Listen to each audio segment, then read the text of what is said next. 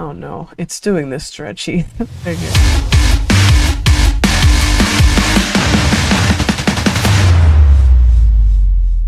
Today I'm going to go over some basics of Obsidian, specifically when it comes to studying Torah, the Bible, whatever you want to call it, scripture. And this was requested by a dear brother, Hunter. If you're watching, hi, shalom. So yeah, I kind of made an outline here. This is kind of a new vault. I mean, kind of not. I've used this vault before for previous videos. This will be a series. This is I have it outlined right here. This is part one.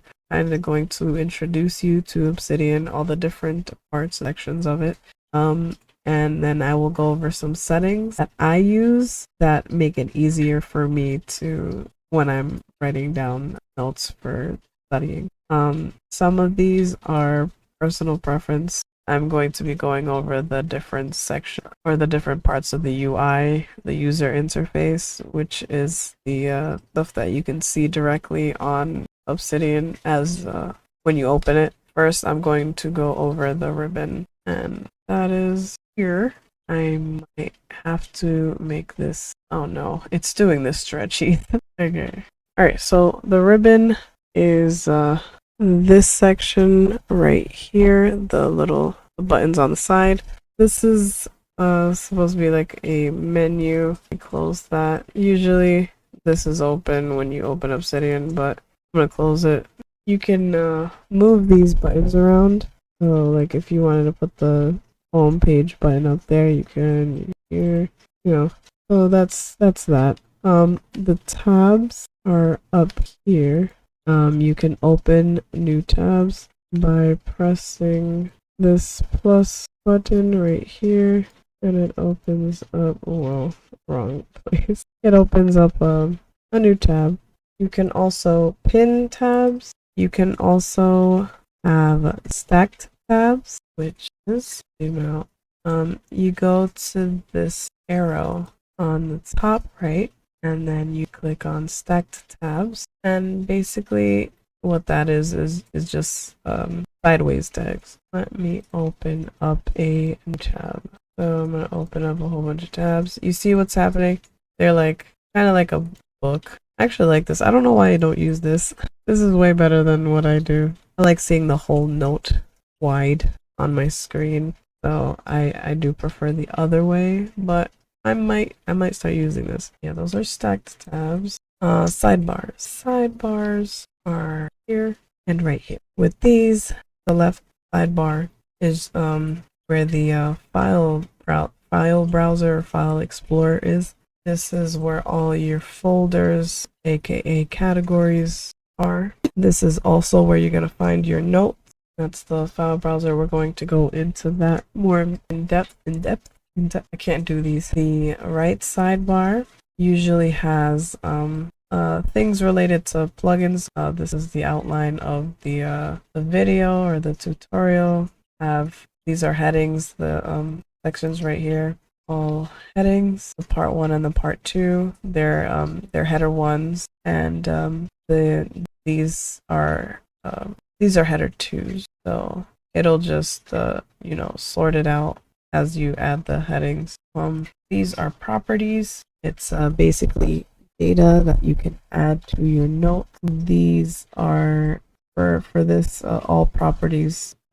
It just adds all of the properties and it counts how many you have in your vault overall. That's the outline. These are tags. You can add tags to your notes, or you can add tags to your task or different sections of your note. But if you do add a tag to a section of your note, it's still going to be a part of your note, so it's going to add the tag to backlinks. Since you can link notes to each other, this what do I call it? This panel will list out all the links that link to the note. Switch to another note, it will do the same thing. It will link it will list all the links that link to the note, so that it can be useful when you're doing a study where you're trying to see what relates to what, how. I guess I'll go more into the specifics later. I can't say the D word. If you want to hide the sidebars, there's little buttons you click on. You can also move stuff around wrong on the sidebars. So if I say I want to move the tags, I would drag the menu button. So say I want to move the tags to the bottom here. So I would take this button and drag it down here, and you can let it go right here and it'll just move there. You can also move things in the other sidebar. So if you wanted to move this down here, you could. There's also a calendar plugin that you can install, and I have mine down here where the tags are, or the properties are. I have it down here on the bottom left. Can resize these on this line right here and smaller, make it bigger. You can move the other ones next to it, move them together, and resize this one. So next we're going to go into the, this is the front of them. We're going to go into the File Explorer. I'm going to make this bigger, or I really don't need to. I'll just zoom in. Okay, so this is the File Explorer. This button right here is to create a new note. This is to create a new folder. This is to change the sort order of the folders. This is to collapse all. So if you have like all of the folders open, let's open a whole bunch of folders. Or yeah. So you get the point. So I'm gonna collapse all, and it just closes everything. This is the vault search. So if you want to search for a specific word or a note, you just click on that, and this is not supposed to be here because this is something I added. But you have a section on the menu, or you have a menu button that goes to your bookmarks, so you can have notes, bookmarked notes, and I believe you can have folders in here as well. I'm not sure. I don't think so. No, but you can have a group for certain bookmarked notes. So if you have like a topic you're studying, you can make a group called studying this week, or well, that's not correct. You could just put studying, and then you could add like several notes to you. I'm just gonna add this one. You can bookmark, so you can add it to the group that you just made. So you just press studying, save. You could rename the bookmark. I don't think it will rename the note if you do that. And here you go. Bookmark group notes. Awesomeness. Editing bar. I don't know if that's what it's called, but that's what we're gonna call it for now. And this is what I'm talking about right here, this menu and the pencil and the bookmark thing. I don't think that's there usually. I think I added that in there. I'm not sure. Nope, it's there. That allows you to easily bookmark your notes, your current note that you're on. This allows you to switch from reading mode to edit mode. So if you want to edit your note, you just click on it. And then if you want to go back to reading mode, you just click on it again. And this just has like a list of things that you can do with your note here. You can split right. So if you want to have two notes showing at the same time, you split right. And now you can see the two notes. What you can also do is you can edit on one side and then have it show you what you're editing while you're editing it. I do this sometimes. Let's close that panel. You can also link the tab to the other tab. So if you're editing this and you want it to stay linked whenever you're going down, you just go there and then it'll move together with the other side. Convenient, very convenient. You can also open your notes in a new window. So if you want to open a specific note in another window, you can do that. Also, you can split down. So if you want to have one note on top of the other one, you can do that as well. So let's move on to why I think Obsidian is a valuable tool for Torah study, Bible study, scripture study. First and foremost, you can interlink notes. This is very useful, especially when you're studying the scriptures, because this rings true with almost everything that I research. Everything is connected. Everything is connected. And I used to say this about, like, because I would do research about other things before I came to Torah. And I used to use that phrase a lot. Everything is connected. Like, oh, they do this because of this and this and that. And this and that and this and that. Since everything is connected, it would make sense that we would connect things in our notes as well. Time and time again, it kind of like solidifies in your mind that, oh, these two things are connected. I'm going to show you linking real quick. So let's say we want to make a note, and when you create a new note, it should pop up. You should be able to write the name of the note right here. I'm gonna write Tola worm. I love the Tola worm subject. I did want to show you guys something about when you create a new note, because usually I think what happens is that when you create one, it goes directly to your vault home, and that gets a little bit messy. It gets a little bit unorganized. So what I have is a folder called unsorted notes that every time I make a new note, the note goes inside there, so that when I have time later on, or when I'm studying and then I find a note that's in there that shouldn't be there, I just find the appropriate space for it. And I might not have space for it at the time, so when I'm studying, I add folders as I go, because my system isn't perfect, so I constantly have to be sorting to make it more or easier for me to navigate. Yeah, I will show you guys that later. So linking. Okay, so I'm pasting text from my notes and I'm putting it in here. So I have here some facts about the life cycle of a female crimson worm, or Tola worm. And I also have a subsection right here with the heading parallel to Yahusha. So say I wanted to start a new note about Yahusha or Jesus or Yeshua. I would just add 2 little brackets right here. I could add it right on the heading. So that's how it looks when I am editing, and this is how it looks when I'm in reading mode. It says when I hover on it right here, it says that the note is not created. And this is useful too, because when you're doing a study and maybe you want to, you decide maybe you want to make a note later on, you add those 2 brackets on each side of the word or phrase or whatever, and it'll have it linked for you.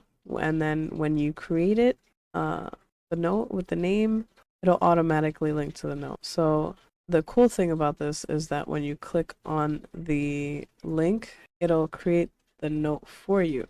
So now you have the other note that you made linking to that. Say you wanted to add some facts about Yahusha here. So now this note links to this note right here. See? And when you hover over it, you can see the note that you linked to. Okay, so that's interlinking. Another reason why Obsidian is a valuable tool for Torah study is that your notes are all in Markdown and saved locally. Markdown is just basically the code, I guess, for like writing or formatting text. Like, so see, you have the number sign for hold on, for the heading, the top heading, the biggest heading, or the first heading. That's marked down basically, and then the 2 number signs for the introduction. Yeah, all these lists right here. That's the number signs are basically markdown. You can have markdown tables. You can make things bold. So like how I have anything with 2 stars on each side. That is also marked down. And then when I go on reading mode, it'll show up like that. Basically, what a vault is, it's just a folder. It's a folder with files, markdown files. And all your files are stored on your computer or on your phone if you have Obsidian on your phone, which means that the files and the notes and everything are yours, safe on your device. They're not in the cloud anywhere. They're not on an app anywhere. It's safe with you, and you can even upload your notes to a Google Drive if you'd like, or you can save it to a flash drive if you don't want to lose them. So that's the good thing about using Obsidian, is because the notes are with you on your computer, safe offline, away from any app or anything. Your notes are not locked to an app if it decides to discontinue or just close down. So yeah, you can open Markdown on basically any device, like a computer, and a phone. I'm not sure about iPhone, but I'm pretty sure you can open Markdown on an iPhone. I know I can open Markdown on my Android, so it works on Mac and Linux and Windows. And that leads me to my next point. The app is free and offline, and the app is available on all platforms, Linux, Mac, and Windows. So there's that. You don't have to pay for anything. The only thing you have to pay for is if you want to make a website from your notes. That's called Obsidian Publish, and the Obsidian Sync, which allows you to sync your notes across devices, but there are free alternatives that allow you to do this as well. So that's what I'm doing. I use a sync thing for that, so we can go into that later in another video, of course.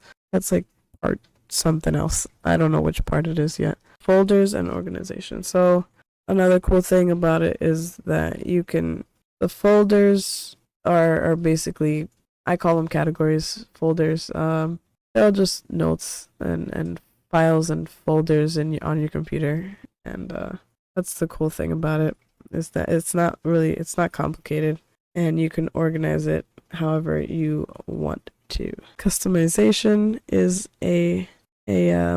another reason why Obsidian is a valuable tool to have. You can customize this thing so much. It's really crazy how much what you can do to make this thing, your own little home for all of your notes and writings and, anything you'd like to do with Obsidian, basically. A lot of people use it for school, studying, school classes, math, latex. Some people use it for writing music. Anything you could write a note about, you can put it on Obsidian. An overview of what will be covered in the tutorial. Basically anything I could cover. So if I could talk about it and I can show you how to do it and I can show you what I know about it, then I'm gonna cover it. Downloading and installing Obsidian. I'm not gonna show you how to install it because you should already know how to do that. I love you. But I will give you the link on where you can download it. So I will put that in the live chat while I'm watching. Link will be in the chat.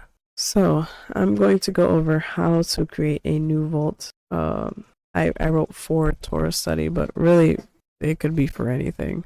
Like I said before, a vault is just a folder on your computer, so you don't have to worry about any complicated system. There's really 2 ways to make a new vault. You can create a new folder on your Obsidian, and then when you open Obsidian, you can, when you open Obsidian, this window will pop up on your screen, and you can either create a new vault, which will when you push the button, it'll allow you to create a folder. So you just create the folder, and then you click on the folder and then open, and it'll make a brand new vault. Or you can create a folder first, and then you can open that folder, and it'll add the files to make it a vault. So you can do it either way. I prefer to just create the vault because it's just quicker that way. Now I will be going over the settings. The first thing is general, which you cannot see for whatever reason. Okay, I don't know. All right, the first thing is general. Just make sure to have the automatic updates turned on if you want Obsidian to update automatically. On Linux, you just have to make sure your packages are updated, and then Obsidian will update whenever there is an update. Editor. So when I'm editing, I use source mode. I don't really use live preview. I know a lot of people do. Let me just show you what that is real quick. So I'm going to turn on live preview and go to my notes. This is on reading mode right here. Reading mode. And when you click on the edit mode button, which is up here, the pencil, you'll see that the note hasn't really changed much, except I have the line numbers here.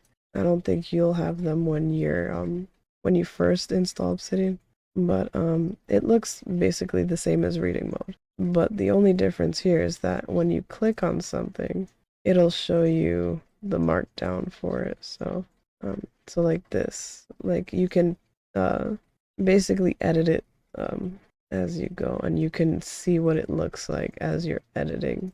So a good way to show you kind of how this works is by adding a table. Insert table. So they've just added this in recently. So these are callouts, like little boxes. You can add titles to them. Little box. That's live preview. If I were to go back to source mode, it would show me all of this while I'm editing, and I prefer it this way. This is what the table looks like in Markdown, and I would have to go back to reading mode if I want to see what it looks like. I just switch back and forth. The readable line length is on, I believe, when you install Obsidian, and what that is, I'm about to show you. Take note of the length of the note right here, that it stops right here and right here. So I'm going to turn it off, and you'll see that it covers the whole width of the space. I prefer it that way because I like my space being used. So that's how I have mine. Properties, I like to have those visible at the top. You'll see it later. Bold heading, I like to turn these off. I like to show my line numbers, so if you have it on or off, you want to turn that on. The indentation guides, I like those on, and those are just the lines right here on the list. So I like to, the setting under files and links, deleted files, I like to have that on move to system trash. There's an Obsidian trash. What that is a dot trash folder in your vault folder, and every time you delete a note or anything, it adds the note to your trash folder. I don't like doing that because I feel like if I do that, it's gonna make Obsidian slower somehow. I'm sure they probably made it so that it doesn't load with the vault, but I don't like to add it to the Obsidian trash. There's also the permanently delete setting, where you could just have it to permanently delete a note when you delete it from your vault. I don't like doing that because sometimes, I'm clumsy, so I might delete a note by accident, and I would like a way to retrieve it if I do that. So also this should be turned on because you want you want Obsidian to update all the links inside the notes when if you change the name of a file or anything, you want it to automatically change the links that link to that note as well, just so you don't lose your those connections.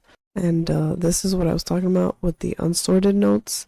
So every time you make a new note, you want the new note to go somewhere. I have it set to go into a folder called unsorted notes.